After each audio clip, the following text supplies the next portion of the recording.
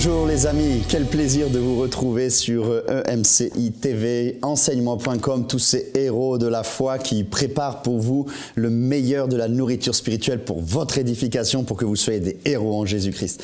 N'oubliez pas de prier pour eux et aussi n'oubliez pas de les supporter, aussi de les sponsoriser, comme on dit en français, parce que vraiment c'est une œuvre de foi que nous devons tous lever ensemble. Et vraiment, je suis tellement heureux d'être avec vous pour cette troisième session. Pour ceux qui nous rejoignent que maintenant, je vous invite à écouter les deux premières sessions, car comme je le disais auparavant, alors que j'avais vu un post qui a été fait par quelqu'un qui disait « il n'y a presque plus personne qui prie ». Et cela m'avait rappelé vraiment cette parole du Seigneur. Dieu cherche sur cette terre dans Isaïe 57 et il s'étonne de voir qu'il n'y a personne qui prie, qu'il n'y a personne qui intercède. Alors, vraiment, j'ai demandé l'autorisation à enseigne-moi.com de pouvoir partager avec vous l'importance, l'expérience et la nécessité d'être des intercesseurs. Si vous êtes un intercesseur, on ne vous a certainement pas souvent applaudi, mais vous avez le meilleur des ministères. Et moi, je vous félicite parce que Christ lui-même est l'intercesseur. Dans la première session, on a vu que Christ a intercédé pour les coupables. Et il est important de l'écouter pour pouvoir nous identifier à lui. Dans la deuxième session, nous avons parlé des étapes, n'est-ce pas, des niveaux d'intercession que l'on peut atteindre. Et ça, c'est un apprentissage, c'est une école, c'est même une éducation qu'on doit se faire. Je vous invite même à écrire un peu ces étapes et de temps en temps à vous dire, je vais passer 1 heure et je vais passer par ces étapes. Nous avons vu la première étape qui est d'abord l'étape de la confession et comment l'intercesseur apprend à confesser les différentes choses. Je ne vais pas refaire le message ici, donc je vous invite à aller le revoir. Et puis, nous avons vu qu'ensuite, cette étape, il monte dans ce palier, il monte un peu plus haut dans sa capacité, dans la puissance, dans l'étreinte de l'amour qui serre son cœur, n'est-ce pas? Et là, il arrive dans l'étape de la compassion. Comment un intercesseur, comment un chrétien devrait vraiment se laisser aller, non pas seulement pour juste recevoir, mais pour parcourir comme ce parcours du pèlerin, n'est-ce pas? Et être empreint de compassion. On ne peut pas prier efficacement sans la compassion. Il faut que Dieu entende le langage de notre cœur. Si nous pouvons avoir toutes les paroles, mais la Bible nous le dit très bien comme Dieu méprise cela. Et il dit, oh là là, ce n'est pas la multiplication des paroles qui impressionne le Seigneur, vous qui êtes là et qui priez au coin des rues. Ne multipliez pas les vaines paroles. En revanche, lorsque ton cœur est empreint de compassion, que tu arrives vraiment à ressentir la douleur comme Christ a ressenti la tienne, comme Christ ressent la douleur de ta maladie aujourd'hui, et si tu le crois, au nom de Jésus, tu peux être guéri maintenant, à l'instant, n'est-ce pas? Et quel que soit ton problème, par l'autorité du Christ, tu peux être délivré à l'instant même par les compassions de Christ. Il a dit, je fais grâce à qui je fais grâce. L'intercesseur vient donc là et il apprend à ressentir ce sentiment dans la prière. Il apprend à agir aussi par compassion. Évidemment, tout naturellement, eh bien, cela nous amène dans une autre étape. Une fois que nous avons confessé toutes ces choses-là, que nous sommes arrivés, nous avons rappelé au Seigneur ses compassions et ses grâces, eh bien, nous arrivons maintenant, nous faisons comme un chemin qui, un peu plus haut encore, nous montons sur cette montagne de la prière. Souvenez-vous que la parole de Dieu nous parle souvent de la montagne, et la montagne est le symbole du lieu où on va prier, où on va rencontrer Dieu, comme Christ l'a fait avec certains de ses disciples. Et voici que maintenant, le Seigneur va vous conduire en tant qu'intercesseur, en tant que chrétien qui apprend à prier. Et aussi, si vous dirigez des réunions de prière dans vos églises ou dans vos cellules ou quelle que soit votre manière de faire, eh bien, prévoyez maintenant, une fois que vous avez vu la confession, vous avez préparé la confession, la compassion, maintenant voici la repentance. La repentance n'est pas un sentiment qui provient de la crainte. Oh, j'ai peur, Dieu va me frapper, un éclair va tomber sur moi, alors c'est fini et c'est fini pour moi. La repentance n'est pas un sentiment qui provient de la crainte, ni des événements qui nous entourent, ni de l'urgence. Je vais vite me repentir avant que ce soit trop tard parce que Dieu, là, maintenant, il va me retirer mon mari ou je ne sais pas quoi. Mais c'est un sentiment, n'est-ce pas, c'est un sentiment de lucidité. Voilà, j'ai cherché le mot, de lucidité qui nous permet de nous réfugier dans les bras du Seigneur. Ceci en dépit de la peur, en dépit de l'accusation, parce que souvenez-vous, si le Seigneur nous appelle à l'intercession, l'accusateur c'est le diable. Dieu, lui, ne vient pas pour nous accuser, mais il nous appelle à la repentance. L'intercesseur, quand il commence à prier ou quand tu vas prier, tu vas passer dans cette étape d'abord de la repentance personnelle, n'est-ce pas? Parce qu'évidemment, on ne peut pas se repentir à la place et pour les autres, et d'ailleurs, on ne se repent pas à la place des autres, mais en tout cas, on peut proclamer des repentances de la part pour le Seigneur, pour un peuple, nous le verrons tout à l'heure.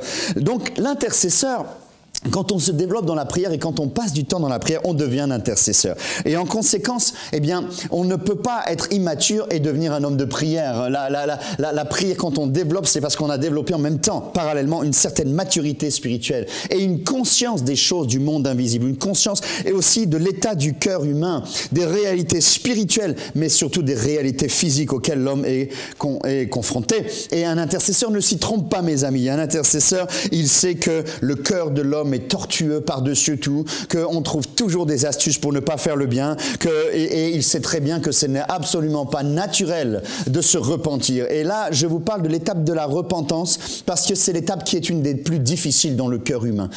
Tout est fait, même dans le monde chrétien moderne, pour apparaître riche parce qu'on est béni, pour apparaître puissant, pour être fit, pour tout ce que vous voulez.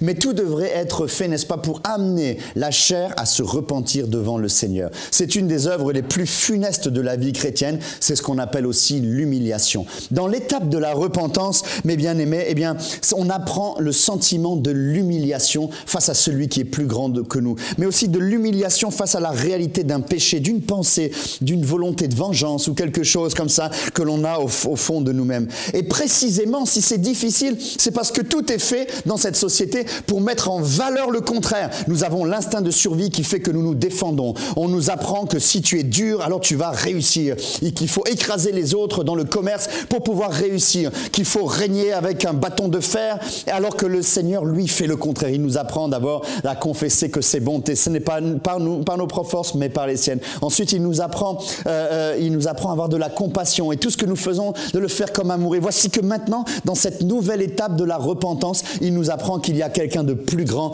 de plus fort et que nous sommes bien peu de choses. L'homme est poussière, n'est-ce pas? Donc l'intercesseur fait comme Jean le Baptiste, il dit, il faut que je diminue pour que tu croisses. L'intercesseur cherche les réalités d'en haut, cherche les fruits spirituels, cherche l'amélioration dans tous les domaines. Il sait que c'est quand on a une action dans le monde invisible que tout ensuite arrive ici sur ce monde visible. Alors il sait une chose aussi, c'est que nul ne peut se présenter devant le Seigneur s'il n'a pas les mains pures et s'il n'est pas purifié par le Seigneur.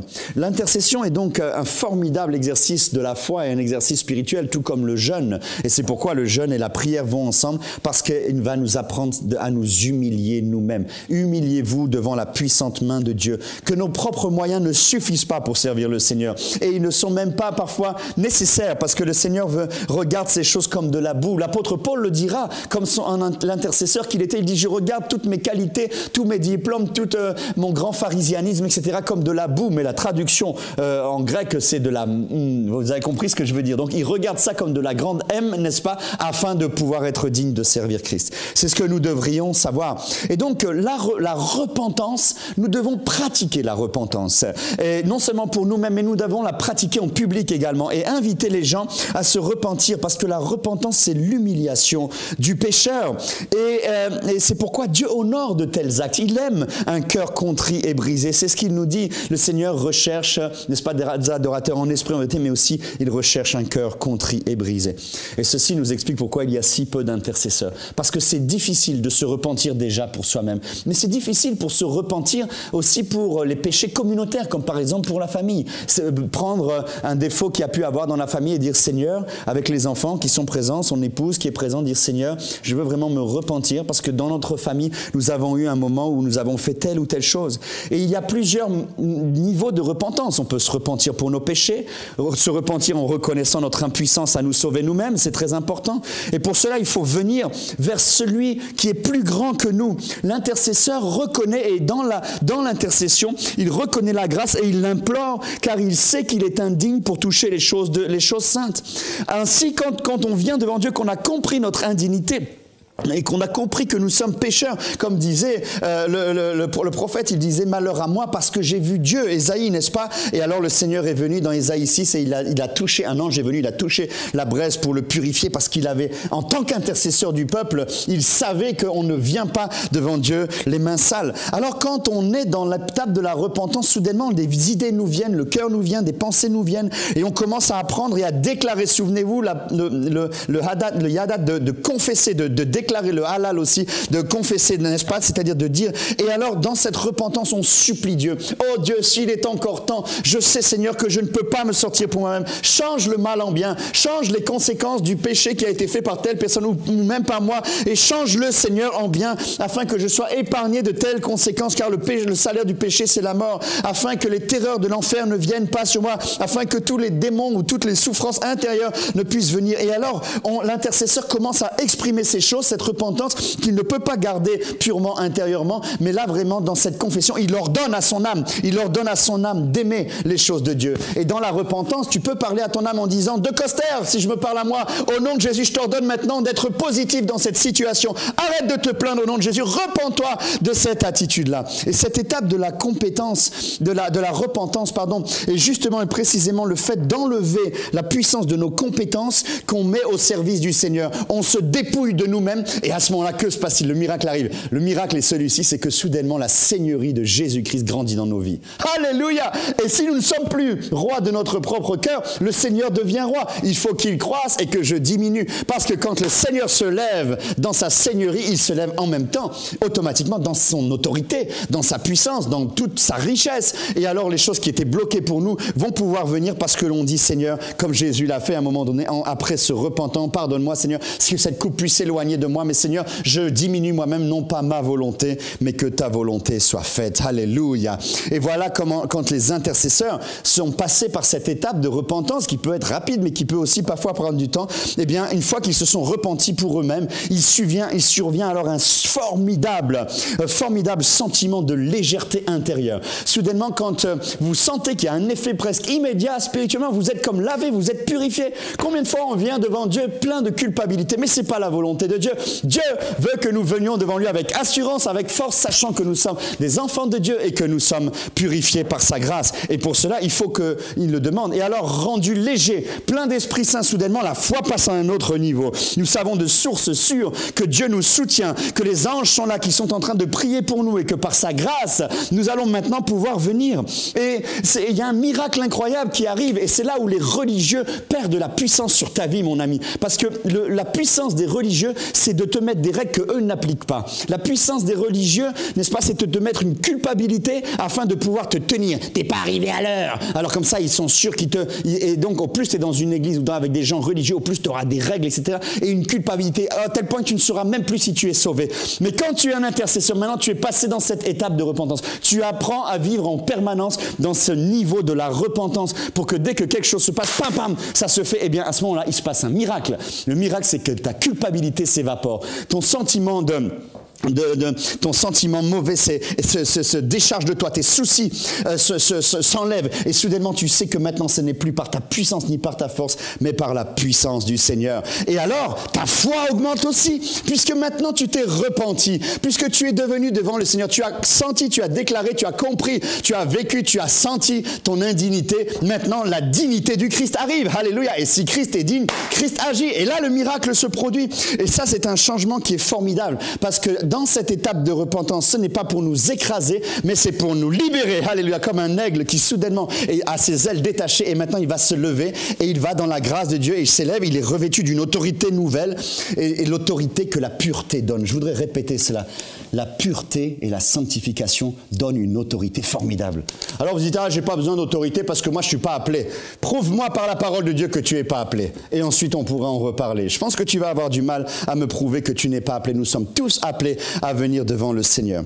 Ainsi, dans le monde spirituel, la force et la confiance de l'intercesseur se décuplent à l'instar de David, n'est-ce pas, qui venait devant Goliath au nom de l'Éternel. Et il disait non pas par ses propres forces, il disait moi je viens au nom de l'Éternel des armées, tu as touché, etc. au peuple. Alors ensuite, quand on est arrivé à ce moment-là, qu'on ressent ce formidable moment dans la prière, on sent une communion avec le Seigneur, on est là, peut-être tu es fatigué déjà, ou peut-être tu es au contraire, tu es renouvelé. Il faut savoir se laisser conduire pour diriger notre âme, n'est-ce pas, dans des moments d'intercession. C'est d'abord repenti soi-même et maintenant pour les personnes que nous apportons au trône de la grâce. Et là, soudainement, les choses changent. On reprend le même processus, mais au lieu de faire ça pour nous, eh bien, le Seigneur commence à nous demander nous montrer des âmes qui sont en train de se perdre, des gens qui ont une mauvaise attitude. Et l'intercesseur entre dans la phase que j'appelle la phase de l'argumentation. Dites avec moi, l'argumentation. Et là, soudainement, revêtu d'une autorité nouvelle qu'on ne peut pas faire si on est sale, qu'on ne peut pas faire si on n'a pas la compassion, qu'on ne peut pas faire si on ne sait pas proclamer. On vient maintenant, comme à l'instar de David qui, dans le psaume 88, versets 11 et 10, vient devant le Seigneur et il ose écrire cela, il ose proclamer cela. Est-ce que c'est pour les morts que tu fais des miracles? J'imagine David qui avait besoin et il vient maintenant avec autorité, avec respect, avec beaucoup de miséricorde et avec grand respect du Seigneur, mais il vient quand même avec courage et il dit, Seigneur, est-ce pour les morts que tu fais des miracles? Et tu es le Dieu de miracles. Alors maintenant, Seigneur, nous nous sommes repentis. Pardonne-leur, Seigneur. Il vient, il commence à argumenter. Et toutes les grandes prières de la Bible que vous voyez, que ce soit Jésus, Abraham, Moïse, etc., nous voyons que l'intercesseur, n'est-ce pas, entre dans celui, et comme un médiateur, comme Jésus est l'intercesseur pour nous, il a été le médiateur entre nous. C'est-à-dire que l'intercesseur se met à la place. Il est clair que normalement, ce sont ces personnes concernées qui devraient faire cela, mais elles en sont incapables. Comme nous étions incapables de nous sauver nous-mêmes. Donc, il faut absolument que nous pratiquions cette question de la repentance. Seigneur, aie miséricorde. Alors nous, l'intercesseur, nous les remplaçons. C'est pourquoi Dieu a besoin des hommes et des femmes de Dieu pour pouvoir faire le travail à la place de ceux qui ne peuvent pas faire et pour pouvoir confronter le diable dans ses accusations, confronter le diable dans ses malédictions, etc.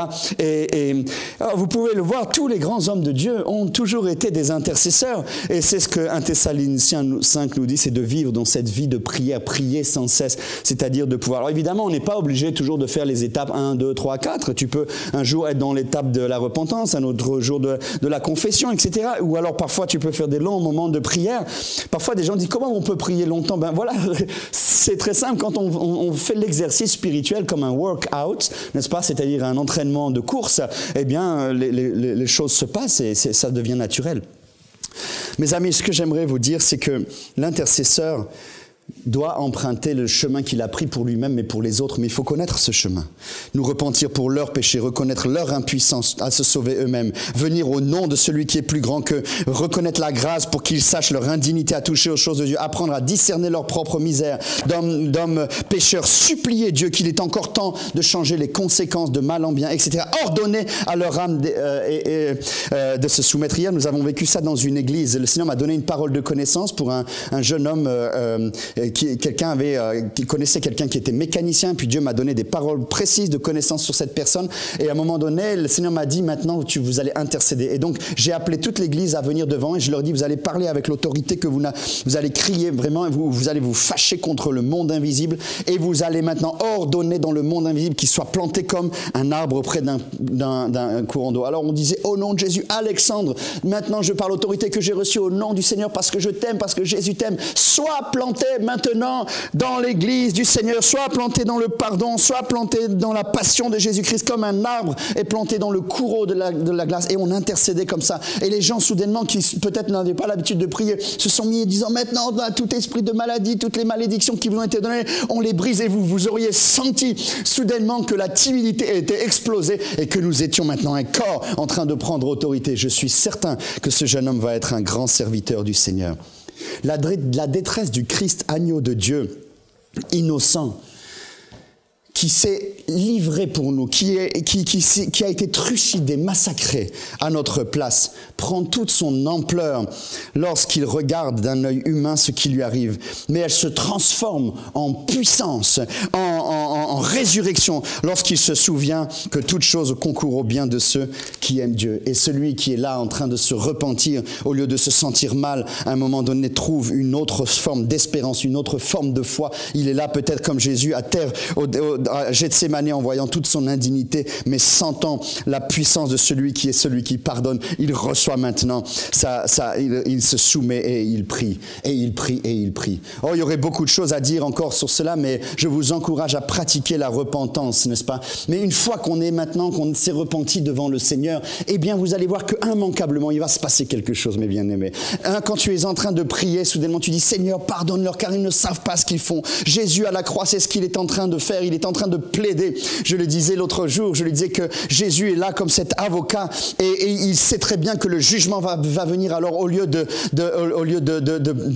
plaider leur innocence parce qu'il savait que c'était impossible, nous sommes tous coupables au regard du péché, péché, Jésus, au lieu de plaider leur innocence, il plaide leur ignorance. Et il dit, Père, pardonne-leur, car ils ne savent pas ce qu'ils font. Mais ça n'a pas marché, parce que la Bible nous le montre bien qu'il a fallu qu'il se mette lui-même à la place, parce que nous ne sommes pas ignorants du fait de notre conscience. Nous rend témoignage jour après jour des choses qui sont dans notre vie. Donc nous ne sommes pas ignorants. Il a fallu donc que Jésus-Christ, l'intercesseur, vienne devant nous pour s'identifier à nous. Et lorsqu'il est là, ça c'est la 4e étape, n'est-ce pas, d'apprendre un sentiment qui s'apprend dans la prière, c'est l'identification. Dites avec moi, l'identification. L'intercesseur, soudainement, a progressé. Il s'est dépouillé de toutes ces choses, il s'est dépouillé de lui-même. Il est là devant Dieu, mais maintenant, il n'est pas seulement en train de demander des petites prières, il est là devant le trône. Imaginez, vous êtes dans un tribunal, et il est là, et soudainement, tu sais quelles vont être les conséquences de telle personne, et tu es là, et soudainement, tu es dans la miséricorde, t'empruntes, tu as prié, tu sais que tu es courageux devant le trône de Dieu,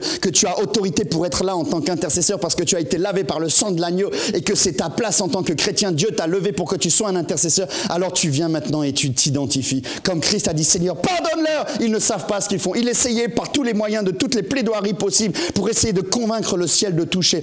Et il a réussi finalement. Et à un moment donné, ça a même été pire. C'est qu'à un moment donné, quand il a vu que ça ne marcherait pas, que de toute façon, le salaire du péché, c'est la mort, alors il s'est passé un miracle incroyable. C'est que le Seigneur Jésus-Christ est venu. Imaginez, je suis derrière ma veste comme ça, et il est venu et il a dit, Seigneur, toi le juge, toi Père Céleste, puisque de toute façon, il ne saura pas se sauver lui-même, puisqu'il n'y a rien à faire, puisque le diable sera toujours là en embuscade, eh bien Seigneur, prends-moi moi-même. Et Jésus a fait ça pour moi. Il a ouvert les bras, il a ouvert son cœur. Il était là à la croix, il a dit, Seigneur, si lui, tu peux le frapper comme ce brigand d'à côté, il va mourir, mais où il ira? Et d'ailleurs, il regarde un brigand qui lui dit, mais souviens-toi de moi, qu'est-ce que je peux faire? C'est trop tard pour moi, j'ai fait trop de péchés. Et Jésus lui dit, aujourd'hui même, tu seras avec moi dans le paradis. Pourquoi? Parce qu'il vient maintenant devant le Seigneur et dans cette identification, eh bien, il dit maintenant, prends-moi, moi, frappe-moi, moi, je suis d'accord pour porter. Parce que Seigneur, de toute façon, lui, il ne va rien se passer. Oh, tu vas me dire, ah oui, mais on ne peut pas refaire le travail que Jésus-Christ a refait. Exactement. C'est une bonne pensée. Parce qu'on ne peut pas, en effet, refaire le travail du salut. Et c'est pas cela dont je veux parler. Mais je vais vous prendre un exemple. Souvenez-vous de William Booth de l'armée du salut. Il était là, c'était un chrétien, c'était un homme de prière. Et un jour, il a vu les misères des gens qui n'avaient pas à manger. Alors, il s'est revêtu, n'est-ce pas, de cette charge. Il a décidé de créer l'armée du salut. Et ils ont commencé à faire des soupes, etc. Et ils ont fait ça, c'est le mystère de l'identification. L'intercesseur, eh bien, ce n'est pas seulement quelqu'un qui ne fait que prier. À un moment donné, l'intercession passe maintenant dans l'action. Je prends un autre exemple. Tu as vu que quelqu'un avait un problème, une femme a eu un problème d'argent dans l'église. Et combien de fois je vois les gens, et même nous-mêmes, on dit, ah ben, pasteur, tu peux prier pour nous, n'est-ce pas? Et puis alors on est avec cette femme, Seigneur, pourvois ses besoins. Mais on n'écoute pas le Seigneur. Parce que si on écoute le Seigneur, on sait très bien ce qu'il va nous dire. Et moi, ça m'est déjà arrivé, n'est-ce pas? Combien tu as sur ton compte? Ah non, au nom de Jésus, là, je lis cette pensée, n'est-ce pas? Certains voudraient même chasser le diable. N'est-ce pas? Quand tu deviens un intercesseur, tu es ouvert, alors soudainement, tu sais que tu peux faire quelque chose, que Dieu a déjà répondu, puisque toi-même, dans le mystère de l'identification, tu as déjà reçu la provision pour répondre à la prière que tu es en train de faire. Et combien de gens sont repartis à vide? Dans notre ministère, nous avons eu beaucoup de gens qui ont fait des promesses qu'ils n'ont jamais accomplies. Mais il y a des gens qui, des années plus tard, nous envoient un chèque en disant, pardon, il y a 6 ans dans la campagne, j'avais fait une promesse, je ne l'ai pas fait. Cette année, j'ai reçu même un chèque de 10 € de quelqu'un qui se souvenait en 2009 avoir fait une promesse et qu'il n'a pas fait. À un moment donné, le Seigneur ne lui a pas laissé passer cela, parce que le Seigneur veut que nous soyons identifiés. Alors quand tu commences à prier à ce moment-là, tu rentres dans l'action. Seigneur, aie miséricorde de cette sœur qui vient d'être abandonnée, elle n'a rien à manger. Combien tu as sur ton compte? Et au lieu de dire, ah, je te reprends maintenant, oh Seigneur, donne-moi la foi. Oui Seigneur, je te remercie parce qu'elle est venue me voir moi. Elle aurait pu aller voir quelqu'un, mais tu savais que je pourrais. Ma sœur, le Seigneur a déjà répondu. Tu fais le chèque, alléluia. Ah, ça fait mal. Comment je vais payer, Seigneur? Mais Seigneur, j'aimerais pas être à sa place, parce que moi j'ai quand même ma maison, j'ai quand même ma voiture, elle n'a plus rien. Comment elle va donner à manger? La compassion soudainement a commencé à t'étreindre et tu prends ce chèque-là et à ce moment-là donné, tu fais un acte de guerre spirituelle. Tu brises la puissance de la pauvreté sur cette personne et toujours elle sera reconnaissante au Seigneur. Alléluia! On pourrait parler d'autres types d'identification. Mohamed Younous, qui était le prix Nobel de la paix en 2006, il n'était pas chrétien, mais un jour il voit que les gens n'ont aucune possibilité. Il a décidé de créer le microcrédits et il a commencé à donner des petits crédits à des femmes pour qu'elles puissent faire leur entreprise. Il était très content après parce que 97% de taux de remboursement, c'est la meilleure des choses. Il a reçu plus tard le prix Nobel de la paix. Considérez donc l'exemple suprême de Christ dans cette étape de l'identification. Nous devons apprendre, nous les chrétiens, à nous identifier à celui qui souffre. Il faut retrouver cet évangile, n'est-ce pas, pour être efficace. Parce que ce n'est pas que d'aller, de faire nos bonnes œuvres ou d'aller à l'église ou de donner de temps en temps des offrandes ou la dîme, si on donne au moins la dîme, etc. Mais l'intercesseur, eh bien, considère l'exemple suprême du Christ, n'est-ce pas, qui s'est livré lui-même pour notre salut. Combien nous avons besoin que Dieu réponde à nos prières, n'est-ce pas? Mais souvent, Dieu a déjà répondu à nos prières. Le pasteur qui prie, qui dit « Seigneur, j'ai besoin d'aide ». Et puis, il y a plein de gens dans l'église qui pourraient dire « Pasteur, moi, je peux peut-être faire 1 heure pour quelque chose ».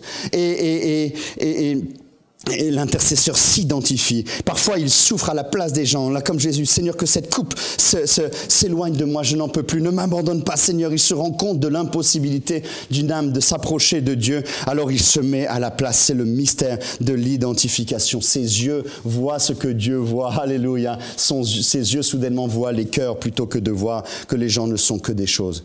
Bien sûr, dans l'épître des Hébreux, dans la Bible, vous pourrez lire que Dieu n'est pas injuste pour oublier notre travail ni notre souffrance, parce que lui-même, il a souffert pour nous. Lui-même, il s'est livré, il est passé par là. Et vous pouvez penser ça. Le mystère de l'identification, c'est le savoir-faire spirituel de pouvoir se mettre à la place de quelqu'un. C'est l'exercice parfait de la compassion. Et c'est pourquoi Christ disait « Je suis la porte », n'est-ce pas?